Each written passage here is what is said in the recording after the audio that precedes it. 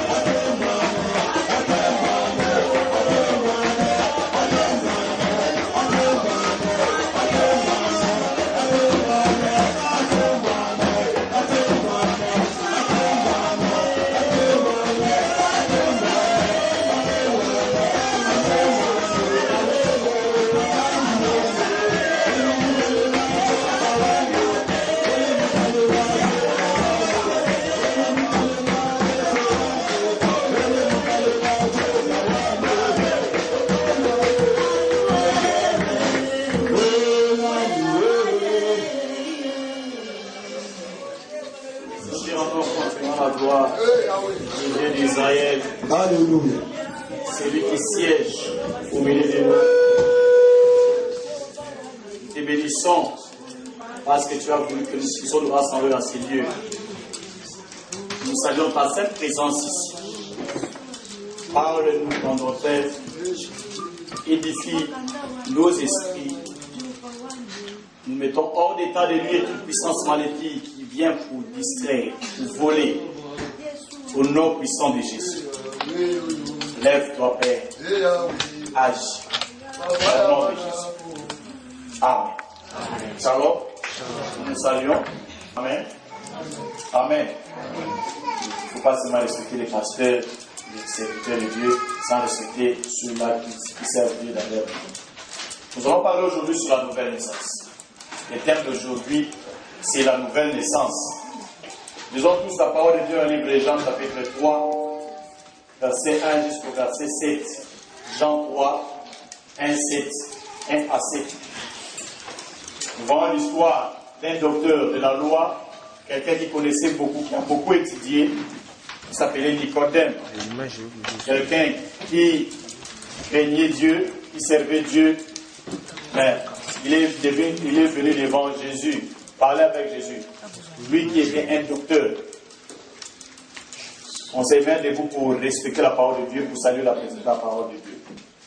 Mais il y eut un homme d'entre les pharisiens nommé Nicodème, un chef des Juifs, qui vint, lui, auprès de Jésus, de nuit, et lui dit, Rabbi, nous savons que tu es un docteur de Dieu, car personne ne peut faire ces miracles que tu fais, si Dieu n'est avec nous. Jésus lui répondit, en vérité, je te le dis, si un homme ne naît de nouveau, il ne peut voir le royaume de Dieu. Nicodème lui dit, comment un homme peut-il naître quand il est vieux? Peut-il rentrer dans le sein de sa mère et naître? Jésus répondit, en vérité, je te le dis, si un homme n'est né d'eau et d'esprit, il ne peut entrer dans le royaume de Dieu. Ce qui est né de la chair est chair, et ce qui est né de l'esprit est esprit. Ne t'étonne pas que je t'ai dit, il faut que vous naissiez de nouveau. Amen. On nous assoit. Ça, c'est le grand docteur qui s'appelait Nicodème, quelqu'un qui était notable, qui se présente devant Jésus. Jésus qui n'avait pas beaucoup étudié, mais ici déjà, on qualifie Jésus d'un docteur. Quelqu'un qui avait tous les 5 ministères, l'un des ministères doctorat, Jésus-Christ était le docteur. Et cet homme a dit, personne ne peut faire des miracles, faire miracle s'il ne vient de Dieu. Jésus l'a répondu, si un homme n'est né de nouveau, il ne peut voir le royaume de Dieu. Pour entrer dans le royaume de Dieu, nous avons besoin de naître. De naître de nouveau. Naître et renaître encore. Celui qui n'est pas né de nouveau ne peut pas entrer dans le royaume des cieux. Le royaume, là où Dieu domine, là où Dieu est le maître, là où Dieu est au-dessus de tout, on a accès à ce royaume-là seulement lorsqu'on est né de nouveau. Amen. Si on n'est pas né de nouveau, on ne peut pas hériter le royaume de Dieu. Le royaume de Dieu n'est pas ce que nous pensons. Le royaume de Dieu n'est pas ce que nous parlons. Le royaume de Dieu, c'est ce qui est au-delà de ce que l'homme pense. Parce que la Bible nous dit qu'il est parti nous préparer une place, il reviendra nous chercher. Pourquoi? Pour que là où il est, nous y soyons aussi. Et depuis qu'il est parti, ça fait plus de 20 000 ans. Et quand Dieu a créé ce monde aussi pendant 6 jours, mais il est ce qu'il est aujourd'hui. Mais les jours là, depuis que l'Église est parti, il a fait plus de 2000 ans. Si tu fais les 2000 ans, multiplié par 365 jours, vous allez vous trouver c'est combien de jours que Christ a fait. Là, en train de seulement de préparer cette place-là. Amen. Cette place parce qu'il est parti préparer pour que nous puissions vivre avec lui. Ça dit, c'est un lieu où personne ne peut imaginer, comme d'autres pensent peut-être ici aux États-Unis d'Amérique, c'est la grande puissance, c'est un bon pays, il y en a tout ici. Ils pensent que c'est le paradis. Si cela était le paradis, mais les gens n'allaient pas mourir. Les gens meurent aux États-Unis d'Amérique. Peut-être toi, tu n'as pas encore vu quelqu'un mourir ici, qui est près de toi. Mais ici, les gens meurent. Même si la technologie est vraiment avancée, la médecine est vraiment avancée, mais ils ne sont pas capables de retenir la mort. Les États-Unis d'Amérique n'est pas le paradis. Les gens souffrent. Il faut travailler dur pour manger. Il faut travailler dur pour payer les bills. Il faut travailler dur pour vivre. Si tu ne travailles pas dur, tu ne vas pas voir aussi, c'est-à-dire tu ne vas pas vivre le bonheur des États-Unis d'Amérique. Maximum le travail aux États-Unis et tu verras ce que toi tu seras. Sans le travail, tu n'as pas de valeur. Amen. Amen. Être aux États-Unis, au Canada, en Europe, n'est pas synonyme d'être déjà paradis. Parce qu'il y a de ceux-là qui priaient Dieu, qui servaient Dieu, mais qui ont cessé de le faire parce qu'ils sont déjà aux États-Unis. Je veux dire ceci. Il est aux États-Unis, il priait Dieu pour que Dieu puisse lui donner le visa, pour que Dieu puisse lui donner le voyage et le consort. Mais on ne prie pas Dieu. Tu vois, c'est pour ça qu'on voit dans les pays de tiers monde, il y a trop de personnes qui servent Dieu, qui parlent prier Dieu, et les gens en doutent beaucoup. Les gens prient parce qu'ils ont la souffrance. Et si tu veux voir quelqu'un qui prie en réalité, c'est quelqu'un qui est aisé, qui est bien, mais qui prie Dieu, qui craint Dieu. Donc, si je suis en train de parler de prier, je ne fais pas allusion à venir à l'église. Venir à l'église n'est pas synonyme de prier. Tout le monde peut venir à l'église, mais il n'est pas encore sauvé. Il n'a pas la vie éternelle avec lui. Venir à l'église n'est pas synonyme d'être sauvé. On est sauvé lorsqu'on est né de nouveau. Lorsqu'on est de nouveau, c'est alors qu'on est sauvé.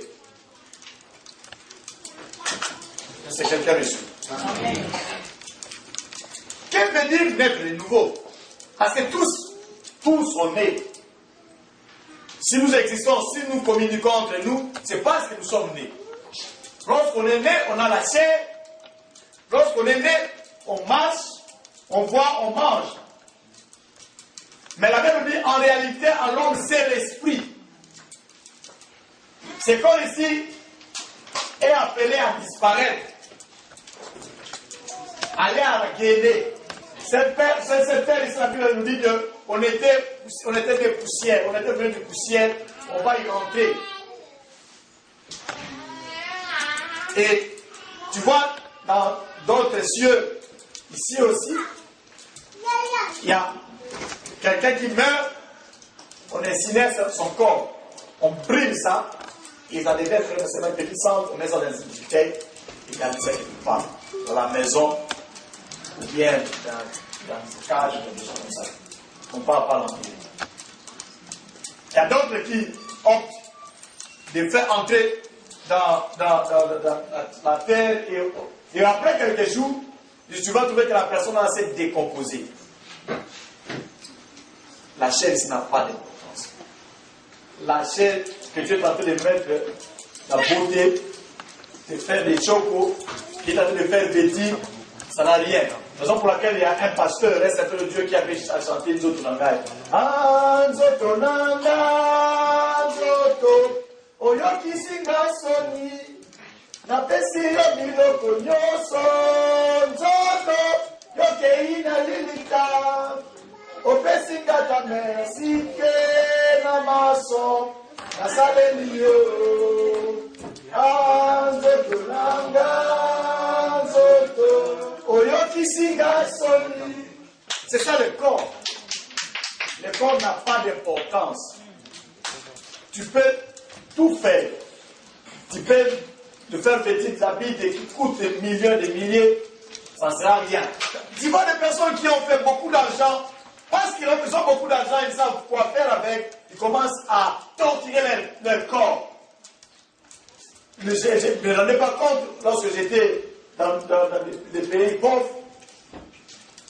Mais ici, que je suis maintenant au pays développé, je me rends compte de ça. Quelqu'un comme Michael Jackson, il est mort parce que c'est quelqu'un qui était vraiment riche, il commence à se droguer, commence à c'est n'importe quoi qui s'est passé.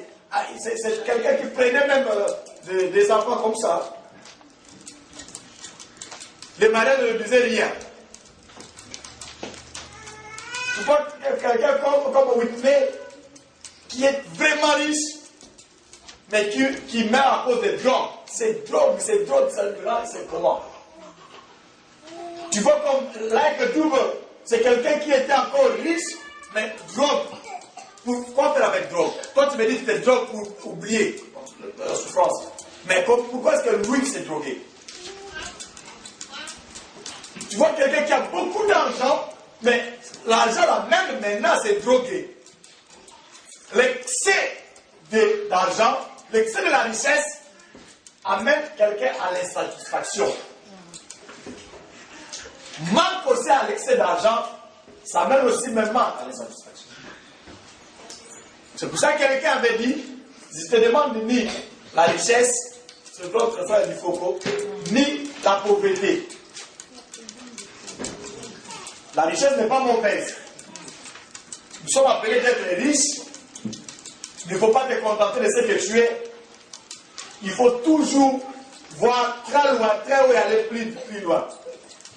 Mais attention, tout ce que nous sommes en train de faire avec notre corps, ça c'est très bien que ça a sa fin.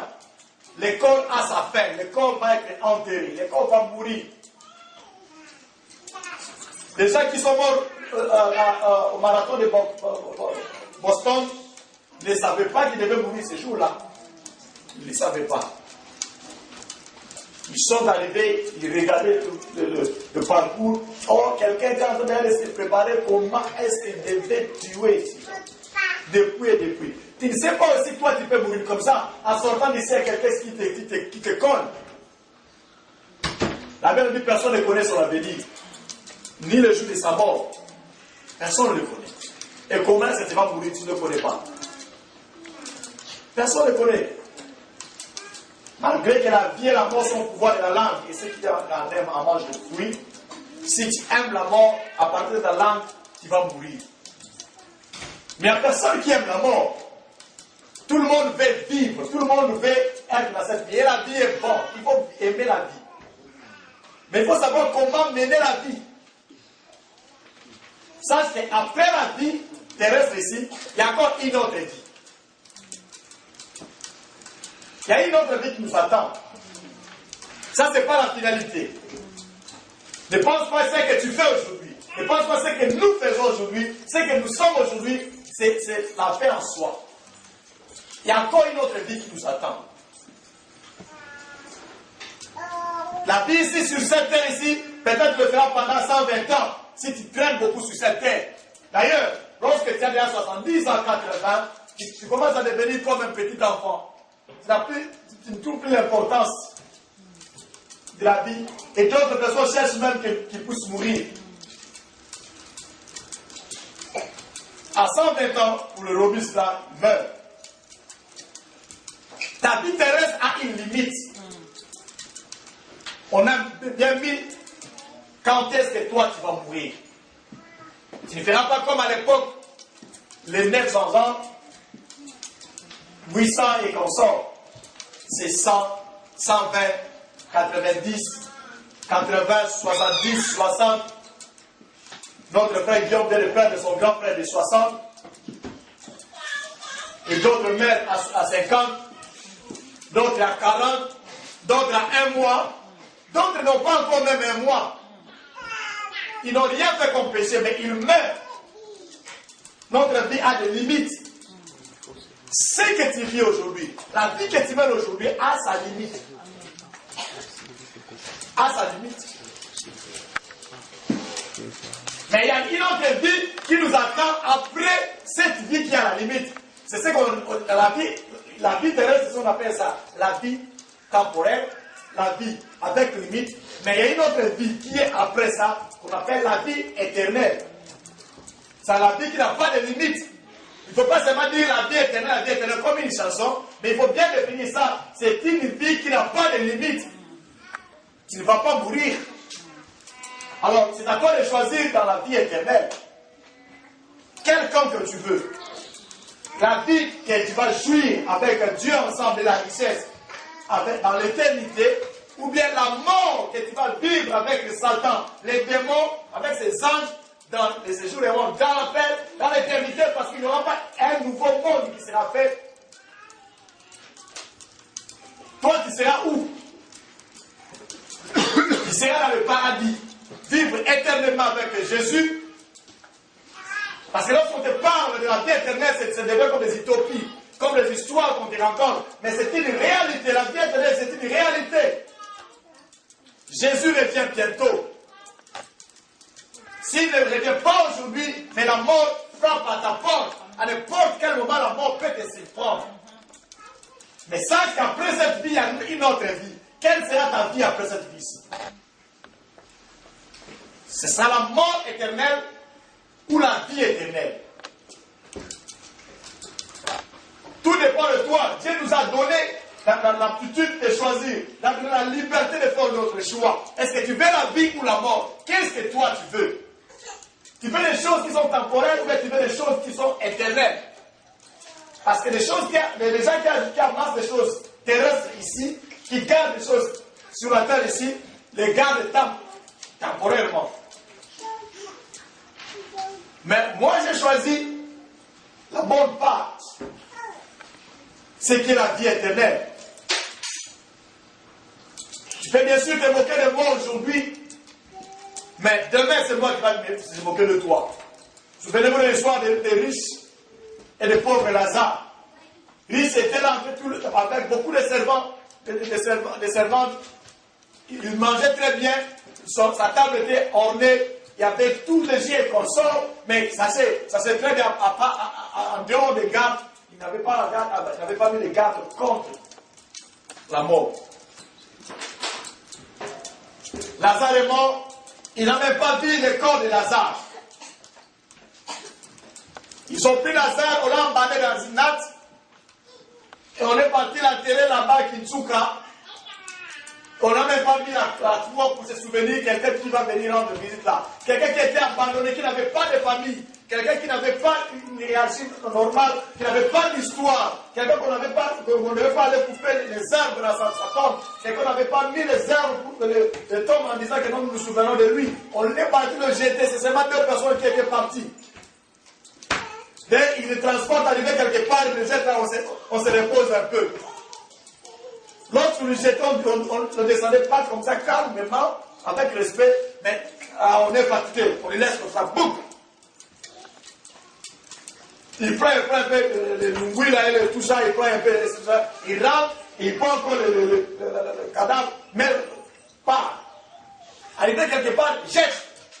Et dit, vraiment on est fatigué, on ne voit même pas. On commence à piétiner, à pousser par le pied, et le cadavre commence à tourner. Et arrivé au cimetière, il graisse, il le met comme ça, il plein tout ça, c'est fini, c'est tout. Est-ce qu'on l'avait enterré? Oui, on l'a enterré. Et les riches demandaient, mais où est celui-là qui avait des cerfs à ma porte, qui mangeait les histoires que moi je jetais? Non, chef, il est déjà mort depuis. Ça fait combien? Ça fait 6 mois et demi. 6 mois, oui, 6 mois. Personne ne prenait même pas soin de cet homme-là. Il est mort, il est parti, il est passé inaperçu. Personne ne savait qu'il est mort. Et arrivé un jour, les riches maintenant meurent. Et c'était tous les quartiers qui étaient mobilisés. Parce que c'était quelqu'un de bon, quelqu'un qui soutenait les pauvres, qui enterrait d'autres personnes, quelqu'un qui était connu par qui avait des chars, c'est quelqu'un qui était vraiment bien. Quelqu'un qui mangeait bien. Et c'était un grand deuil. Partout là, les gens étaient mobilisés. J'imagine qu'on a mis même, on a pris le corps, on a mis le cercueil d'or. Et ce n'est pas les gens qui l'ont transporté. Tout le monde était en fait dans ces dés-là. On l'a mis dans les chars, qu'on avait bien fait porter. Et à chaque fois qu'on avançait un peu, et c'était des chèvres qu'on tuait, c'était des vaches qu'on tuait, et les gens ont mangé. Et c'était toute une parcelle en ville. Cette parcelle-là, c'était pour enterrer ces riches. Bien construit. Les carreaux en marbre. Bien sécurisé. On a mis même un jardin là, vraiment très fleuri, pour orner les lieux où on va garder les cadavres de ces riches. Et arrivé là, on l'a mis, il est resté seul. Mais ce qui importe, ce n'est pas ce que les hommes voient. Ce n'est pas ce que les hommes ont vu. Les hommes ont vu. L'homme a vu que cet homme était négligé. Cet homme, on avait enterré sans honneur. Cet homme, on avait jeté. L'homme a vu que le riche, là, il est parti avec beaucoup d'honneur. On l'a mis dans une place qui est ornée avec un jardin. C'est ça l'homme, c'est que l'homme a vu.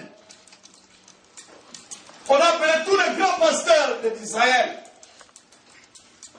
On a appelé les abbés, on a appelé les imams, on a appelé tant de personnes pour faire la messe écuménique, un culte écuménique, ça veut dire où tout peut-être on ne va pas écouter les pasteurs des églises de réveil, on écoutera peut-être les abbés. Peut-être qu'on n'écoutera pas les pasteurs des églises de réveil, ni abbés, mais on va peut-être exaucer les rabbins. Peut-être on ne va pas exaucer les rabbins et consorts, on va exaucer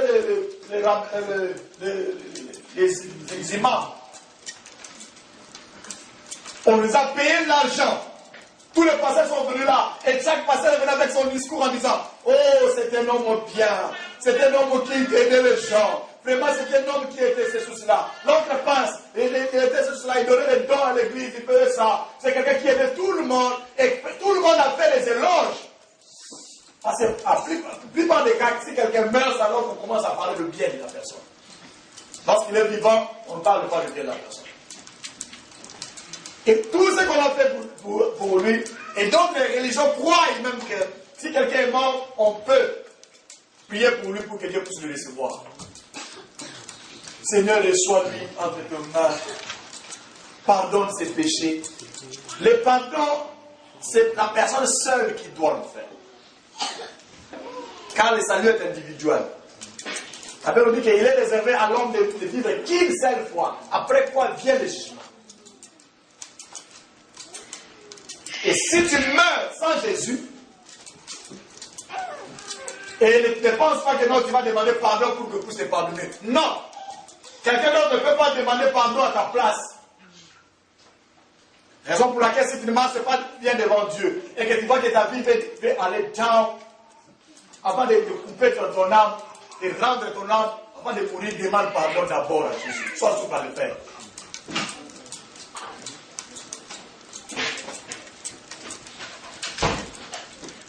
Cet homme qu'on avait négligé est parti entre la main de Dieu. Parce que c'est quelqu'un qui craignait de qui marchait devant Dieu, malgré sa pauvreté corporelle. Mais le riche est parti directement à le séjour des morts. Après cette vie terrestre, il y a une autre vie qui nous attend après. Soit la vie éternelle, la vie aisée, qui est éternellement, ou soit la mort, qui va partir dans le séjour des morts en attendant l'enfer. C'est une réalité que toi tu ne peux jamais t'échapper. Tout le monde y passera par là, tout le monde. Moi qui vous prêche, je mourrai. Je ne sais pas si bientôt, maintenant je vous prêche et je vais faire une crise maintenant de cardiaque. Je meurs. Je connais les pasteurs qui sont morts devant la chair, en présent la parole de Dieu mort. Je vais mourir un jour. En sortant, on peut m'écraser, me tamponner. En allant au travail, je peux commettre un accident. Je ne sais pas comment je vais mourir, je ne sais pas le jour aussi. Mais je suis susceptible de mourir. Et vous aussi, vous allez mourir. Il faut le savoir. Il ne faut pas faire semblant que tu ne mourras pas. Tu vas mourir, je ne sais pas comment et quand. Ne pense pas même à 90 ans, à 100 ans, peut-être que c'est ça aujourd'hui. La dernière prédication de ce que je suis en train de prêcher maintenant, c'est que tu es en train d'écouter tout de suite là. Après ça, tu vas mourir. Ça sera la dernière prédication, c'est ce que je dis maintenant là. Tu ne sais pas. Et les gens diront que réellement le pasteur était inspiré lorsqu'il était en train de prêcher ce jour ici, que c'était le dernier jour des 5 sœurs de ses frères. Je ne sais pas c'est qui, mais ça peut être toi. Ça peut être moi aussi. La mort est à notre porte. Ça frappe à n'importe quelle porte. Tu vas laisser ta femme, tu vas laisser ton mari, tu vas laisser ta fiancée, ton boyfriend, tu vas laisser tes enfants, tu vas laisser tes parents, tu vas laisser ta voiture, tu vas laisser tous les plans que tu as le soir, d'aller boire, d'aller faire la publicité, d'aller faire tout ce que vous voulez, là, tu vas le laisser. Même dans quelques minutes, tu le laisseras. Tu as programmé de faire quelque chose de concret ce soir, mais avant d'arriver, tu meurs, tu laisses tout. La vie a sa fin. La vie a sa limite. Mais pour ne pas vivre la désolation, pour ne pas vivre ce qui est néfaste après cette vie ici, pour ne pas aller dans les séjours des morts, comme ces riches-là qui demandaient maintenant, qui regardent en haut et regardent là où il y avait la joie, il regarde, il voit je n'appellerai même pas son serviteur, quelqu'un qui était négligé à la porte, qui mangeait n'importe quoi, il le voit là-bas entre la porte, le maître d'Abraham, en train de jubiler, en train de chanter, être avec Jésus, être à l'aise, manger très bien sur la table, face à face avec Abraham, face à face avec Moïse, face à face avec Enoch, face à face avec lui seul, Jésus-Christ de Nazareth, il le voit en train de manger avec gloire, resplendissant dans l'unité. Mais lui, là, dans les sous de mort, en train de souffrir, de croupir, même pendant une goutte d'eau dans sa langue. Là, demandez, Père Abraham, si tu peux dire même à Lazare de tremper son doigt dans l'eau et de le jeter dans ma langue. Regarde quelqu'un qui avait tout l'eau, qui avait le jus, qui avait tout, qui demande même une seule goutte d'eau pour sa langue. Quel était le niveau de soif? Quel était ce niveau-là? Par Abraham a dit, je ne peux pas le faire, parce qu'il y a une grande séparation entre nous et vous. Et je me suis dit, ok, j'assume, j'accepte de mourir et de rester pour de bon. Mais quand même, j'ai pitié de mes frères et sœurs qui sont restés là-bas. S'il te plaît, envoie même quelqu'un là-bas pour lui dire qu'il ne puisse pas venir là où je suis. J'ai coupé le pain ici, j'ai coupé la souffrance. Et quelqu'un puisse le dire là-bas qu'il ne puisse pas venir ici, qu'il croit à Jésus. Mais le père Abraham m'a bien répondu. Il a dit, ils ont les prophètes là-bas qui les écoutent. Quand même, une personne quitte ce monde, quitte là où ils étaient pour aller dans l'autre, même s'ils partaient, ils ne vont pas le quitter. Il ne faut pas l'écouter. C'est ça que le père Abraham dit à ces riches. Les gens ont tendance de croire aux personnes qui vont dire que non, je viens de Dieu, croyez-moi vraiment, répandissez-vous. Il a dit, même si quelqu'un vient d'ici, il n'écoute pas parce qu'ils ont des prophètes là-bas. Je te dis aujourd'hui, tu as Ado Tchamana là-bas, même si tu minimises quoi que ce soit. Tu as un bon là-bas, tu as les pasteurs, tu as un apôtre tel, prophète tel, que tu les écoutes. Il n'y a personne qui quittera le ciel pour venir te dire, car le ciel s'est descendu aujourd'hui par nous, les serviteurs de Dieu. Nous sommes des personnes que Dieu a habilitées pour vous dire, répondez-vous. Pour naître de nouveau. Naître de nouveau, Nicodème n'avait pas compris ça. Nicodème a croyé peut-être qu'il va encore s'être réintroduit dans le ventre de sa maman et renaître encore. Non. Jésus a dit ce n'est pas ça. Ce qui est né de la chair est chair.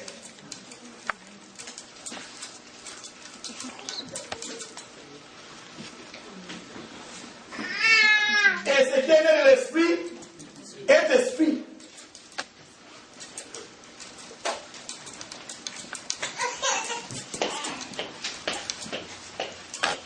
Mais nous ne passons pas, nous ne savons pas. Comment est-ce que quelqu'un qui peut naître de la chair? Quelqu'un qui est né de la chair doit être chair. C'est ce que nous venons d'expliquer tantôt ici. C'est ce que nous venons d'expliquer d'un moment à l'autre. La chair est temporaire. La chair est passagère. Mais ce qui est spirituel, c'est ce qui reste pour le bon. C'est ce qui est pour l'éternité. Quelle est la part que tu cherches?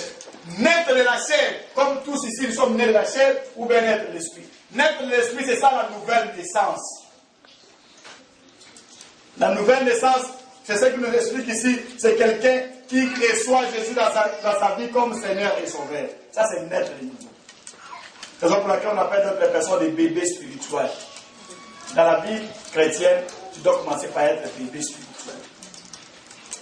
Mais ne restez pas bébé spirituel. Il faut grandir spirituellement. Il y en a d'autres qui sont des piscines spirituelles. Ils sont des piscines spirituelles. Vous savez, piscine, c'est qui? C'est quelqu'un qui ne grandit pas. C'est mal la tête, il grossit là, et il ne reste que comme ça. Plusieurs sont des piscines spirituelles. Des trucs qui ont reçu Jésus, mais ils ne grandissent pas. Ils ne sont que des bébés spirituels.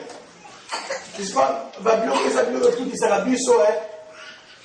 Ils sont des gens qui supportent à côté. Ceux qui disent ne peuvent pas se la terre au poisson à Mandingo. Comment ils sont bandits? C'est-à-dire qu'il ne reste que bébé spirituel. Un bébé spirituel, c'est quelqu'un qui vient à l'église, lui a confiance à quelqu'un. Il n'a pas confiance en lui-même, il n'a pas confiance en Dieu. Si quelqu'un le choque, il laisse. Si quelqu'un le choque. Si quelqu'un nous parle de quelqu'un comme ça, derrière moi, je ne viendrai pas. Je ne viendrai plus. C'est un bébé spirituel, il faut comprendre, ce sont des bébés. Quelqu'un qui ne veut pas grandir. Quelqu'un qui la chair parle jusqu'à présent.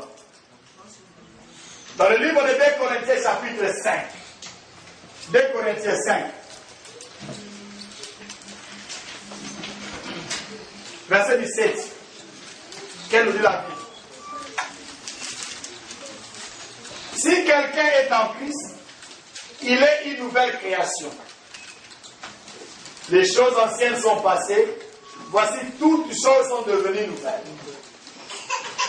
Si quelqu'un est en Christ, il est devenu une nouvelle création. Ici, dans mon verset, c'est ce qu'on dit une nouvelle création. Ça veut dire que tu es nouvellement créé. Dès que tu reçois Jésus, dès que tu appelles Jésus dans ta vie, tu redeviens maintenant une nouvelle créature. C'est ça naître de nouveau. Tu es maintenant né. Celui qui est né a toujours des parents.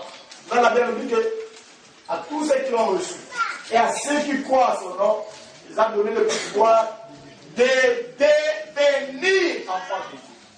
C'est-à-dire que tu deviens maintenant appartient né. Aller à l'église, ce n'est pas son livre de né de nouveau.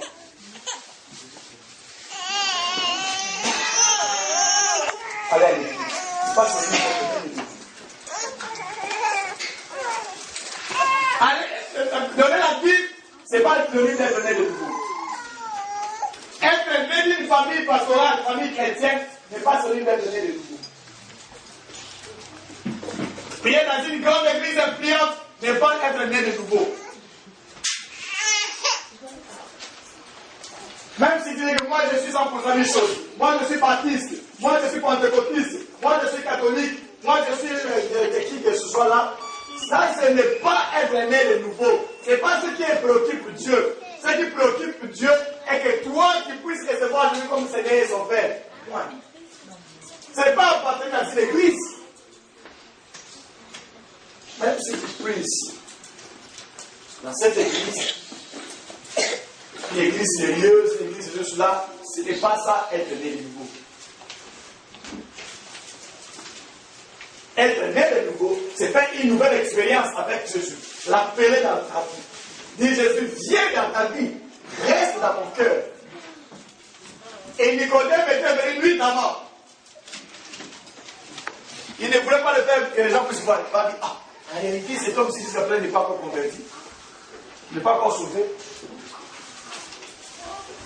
On est sauvé lorsqu'on reçoit Jésus. Ce n'est pas du même d'être apôtre. Il y a des apôtres, il y a des serviteurs de Dieu, des pasteurs qui ne sont pas encore sauvés. Il y a des ceux-là qui font la théologie. Parce qu'on ne devient pas pasteur lorsqu'on fait la théologie. Tu peux faire la théologie, mais tu n'es pas pasteur.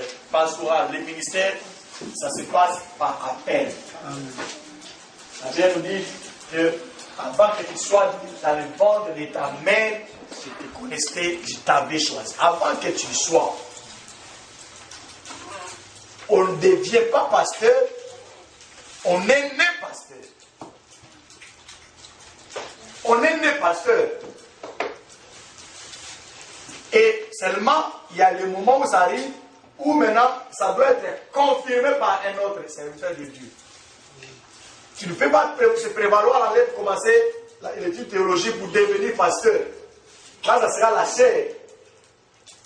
Tu vas transmettre la chair, les dogmes, tu vois, passer c'est un papa, passer à cela, il faut... Non, c'est pas ça. Le christianisme, c'est la vie. Il faut que celui qui est appelé puisse transmettre la vie à ceux qui les écoutent. À ceux qui l'écoutent. Est-ce que le pasteur a transmis la vie? Lorsqu'il prêche sa parole, c'est la vie qui se transmet ou c'est la chair qui se transmet?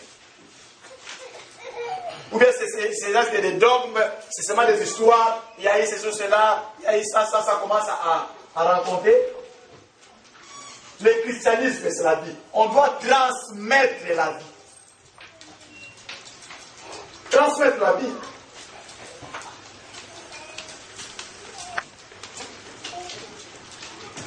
On devient une nouvelle créature. Ça veut dire, très bien, il continue à détailler là-bas. Les choses anciennes sont passées et voici toutes choses.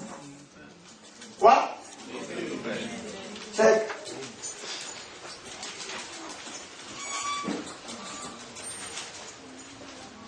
Les choses anciennes sont passées. Voici, toutes choses sont devenues nouvelles. Mais c'est toi, tu es une nouvelle créature, mais les choses ne sont pas devenues nouvelles. Il y a toutes les anciennes choses. Et non, je vais laisser je vais laisser. Tu étais païen. Tu es devenu chrétien avant de devenir de nouveau, mais tu continues avec ton ancienne habitude. C'est ce que la Bible appelle vieil homme. Vieil homme continue. Tu étais impuni, qui vient à Jésus, mais qui continue dans ton impudicité. Il n'y a pas de changement. Tu étais fumeur de chambre. Tu viens à Jésus, qui continue avec le chambre. Tu étais menteur. Tu viens à Jésus, tu continues avec la vie de mensonges. Voleur, tu viens à Jésus, tu continues avec la vie de vol. Mais qu'est-ce qui prouve que toi tu es devenu une nouvelle créature? Parce que la Bible nous dit que les choses anciennes sont passées. Mais c'est chez toi, ça ne passe pas. Ça reste toujours mal. On t'appelle enfant de Dieu, mais on ne voit pas les choses enfant de Dieu en toi. Il y a plusieurs qui font injurier le nom de Dieu. Plusieurs. Qui se disent pasteurs, serviteurs de Dieu, mais qui déshonorent le nom de Dieu avec leur comportement. La Bible dit, il n'y a rien qui se fait sur cette terre qui va rester toujours. Tout va apparaître tout. Hier, j'étais parti voir Guillaume. Sa proposante me demande, tu prends quoi? Je dis, je ne sais pas, et.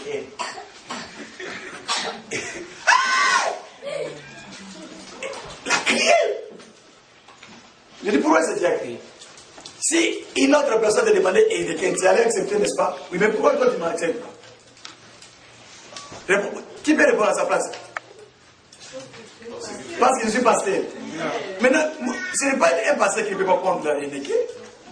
On lui, tout enfant de Dieu, c'est-à-dire toi aussi. Et toi aussi, nous sommes de même, moi et toi.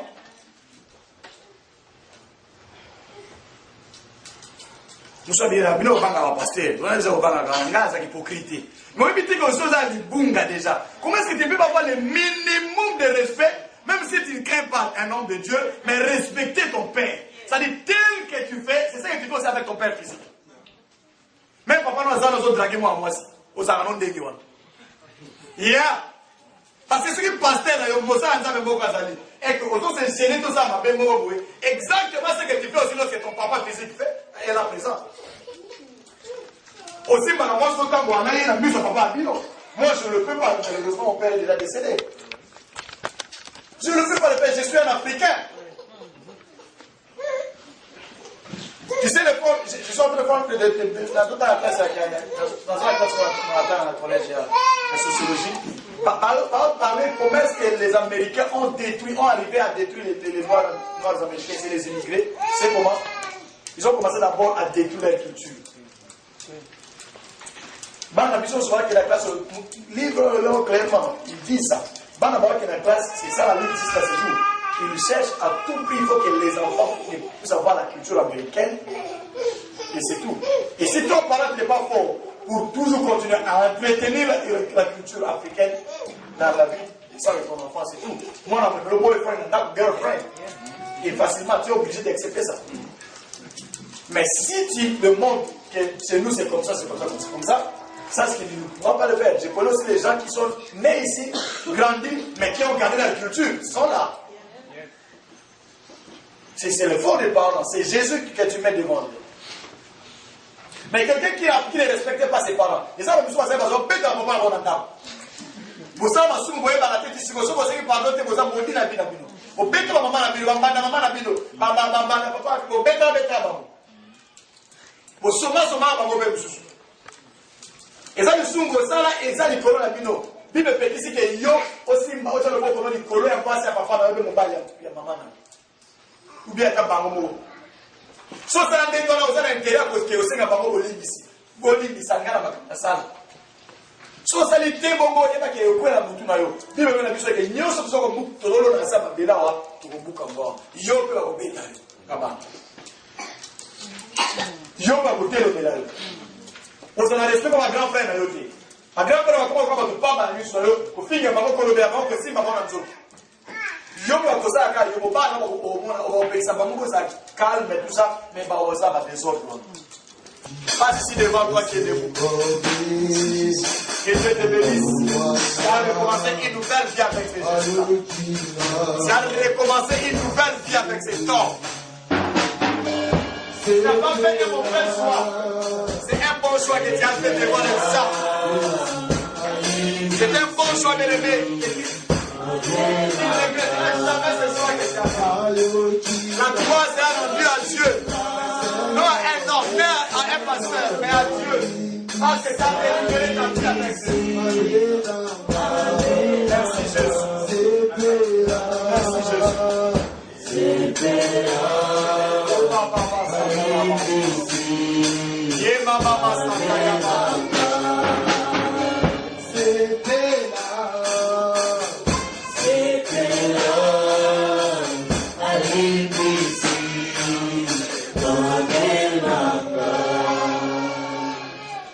Levez un peu vos mains. Faites cette prière après moi. C'est une prière puissante. Parce que Jésus est là. Il va entrer encore. Si tu avais perdu le salut, il va renouveler le salut en toi. Si c'est pour ta première fois, Jésus va entrer dans ton cœur. Et à dater d'aujourd'hui, tu es sauvé. Dis après moi, Seigneur Jésus. Dis plus fort, Seigneur Jésus. Je t'appelle dans ma vie une fois encore. Entre dans mon cœur. Je reconnais que tu es mort sur la croix. Et tu es ressuscité après 3 jours. Pour que moi je sois sauvé. Dirige ma vie. Régénère ma vie. Au nom de Jésus. Saint-Esprit, aide-moi à mener une vie sans péché. Une vie de sainteté. Saint-Esprit, donne-moi la force. Donne-moi l'onction. Marcher sur cette terre ici. Car sans toi, je ne peux rien. Élève ta voix, commence à dire merci à Jésus. Remercie Jésus, alléluia. Remercie Jésus pour cette nouvelle vie. Tu es maintenant enfant de Dieu. Tu es encore rentré devant Dieu. Il y a une grande joie. La Bible dit qu'il y a une joie si un pécheur qui était parti et revient à Jésus. Il y a une grande joie au ciel. Ça, c'est une grande joie. Les anges chantent. Parce que tu n'es pas le seul à rentrer. Vous êtes nombreux à rentrer à Jésus. Le nombreux à recevoir encore Jésus. Dites merci à cet homme-là. À partir d'aujourd'hui, Jésus est dans votre cœur. Reste calme et je prie Dieu pour moi. Père, je te présente tes enfants ici présents. Ils t'ont accepté. Ils ont renouvelé encore leur alliance avec toi. Donc, Père, aide-le à aller encore d'avant. Aide-le, Seigneur, à renouveler la vie. Que les choses anciennes, les péchés qu'il commettait, puissent les quitter au nom de Jésus. Les comportements païens puissent les quitter. Abel nous dit que vous verrez de nouveau la différence entre ceux qui me servent et ceux qui ne me servent pas. Qui est la différence entre eux et le païen qui entre au Père. Merci mon Dieu, mon ambition Saint-Esprit, ta présence, tu vas consoler ton peuple, ta présence, tu vas guider ce peuple, ta présence, tu vas les aider à mener cette terre et sois avec nous pour ton nom. Read the chapter in your life. Remplis-nous de cette cour. Is the